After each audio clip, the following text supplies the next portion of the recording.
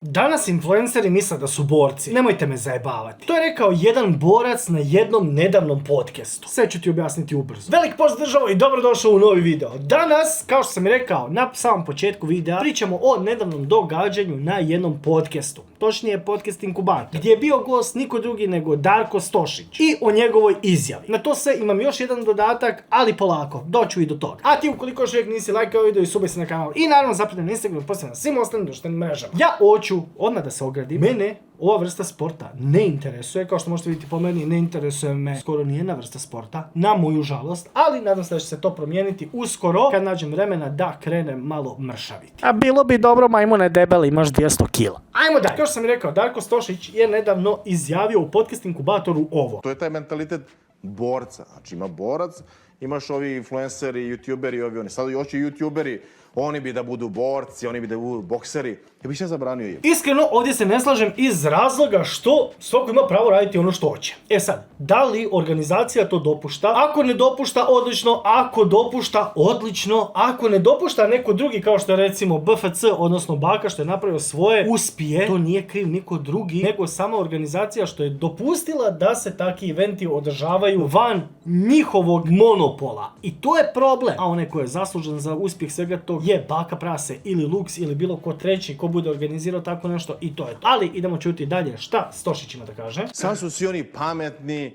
svi bi oni, znaš, ono malo da se ogrebu sad o MMA, sad vide tu malo hype, ovo ono, sad se bori ovaj protiv onog, ovaj protiv onog. Daj bremo se zajebamo, jebote ono... Iskreno, još jedan put ne vidim ništa loše u tome. Svako nek radi kako hoće i to je to. Do najboljih dijela ću tek doći, ali polako. Ja deo toga da budem, znači neću, celu svoju karijeru, ceo svoj život sam uvek isti, uvek, znači ono, da kažem, držim do svoje neke normale, ono, normalan sam, ne želim da idem preko te granice, ne želim da glumim idiota zarad malo pregleda, malo lajkova, šerova. Ovo poštujem iz razloga što niko ne može natjerati, izuzev ovih maloumnika koji se pojavljuju na takvim eventima, kao što je recimo Marko, Jack, Mihajlo Mladić i svi ostali slični. Niko ne tjera tebe da odeš tamo. I to je to. Imaš svoje mišljenje, nisi za to, ne bi trebalo biti. Nažalost, postoji, ti si odlučio ne biti dio toga i to je to. Svaka čast. Stvarno ne želim, znači, brate, sud imam svoj, znači, sutra ćerka da gleda, tata je bio idiot, razumeš, ono, ne znam, znači, nisam iz te, jednostavno, priče, nisam tako vaspitan, niti želim to da budem. Želim da zadržim ime i prezime,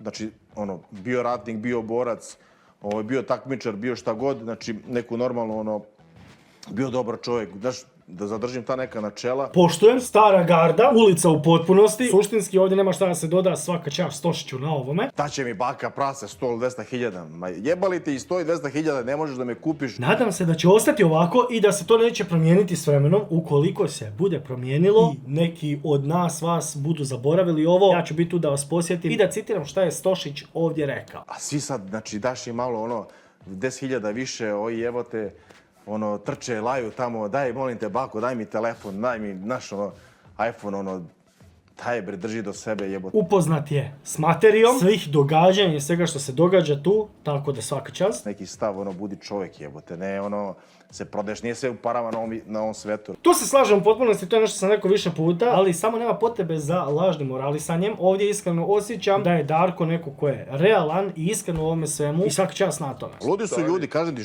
što si veći idiot, što više spuštaš granicu normalnosti, nema više, znači, sve je otišlo jebote u neku, ono, u neko ludilo. To kaže, mi nikome nećemo biti slavni preci, znači nema slavnih predaka. Okej, možda novim generacijama nije potrebno to, možda smo samo svi malo skrenuli s puta, možda se još uvijek stigne sve ispraviti, ali to sve ne ovisi o tebi i meni kao neko ko ima nekih godina već i malo smo stariji ili nešto, nego o novim generacijama koje nadam se neće zakasniti. Na kraju krajeva mi, generacije prije nas, pa generacije prije toga i sve tako u krug smo stvorili sve ovo da bi nove generacije danas bile ovo što jesu. Mi smo ih napravili takima, nisu oni odlučili taki biti. Ja ne znam šta ćemo mi da ostavimo svoje deci. Šta, ostavit će ti sine, tata će ti ostaviti Instagram nalog, imaš tu 30.000 pratilaca, to ti je ostavština od tvog tata. U imanet? Ne maneta, nema ništa. Tako da, jebi ga. Na kraju krajeva svako sebi gradi, svako sebi radi i svako treba odlučiti kojim putem hoće ići, kojim putem neće ići i šta i kako. Ali, to nije sve. Želim ti pokazati ovo. U pregovorima između minimuma i bake praseta za sljedeći BFC rečeno je ovo. Većina ljudi koji se bio na BFC-u ne zarađuju proporcionalno koliki im je hype. Dosta njih nosi veliki hype, razumeš, ali zarađuju mnogo malo para. Dobro, kad ne mogu da pregovaraju. Ne do pregovaranja, nego pričamo realno. A ti, kako zove? Znaš šta ti pričaš, brate? Ne, gledaj, ti imaš kocku koju radiš, imaš stalni ugovor, To zarađuju nema dobro veze lovu. sa ovim što sam I mi sad tekako pričao. ima. Prvo, želim da razgraničim vani neke sirene. Da me nije Putin saslušao što sam rekao u jednom od ranijih videa pa stvarno lansirao sad. Aj čekajte, bar da završim video. Sad ću ponovo sirene. Oči. Ništa, slušamo sirene danas.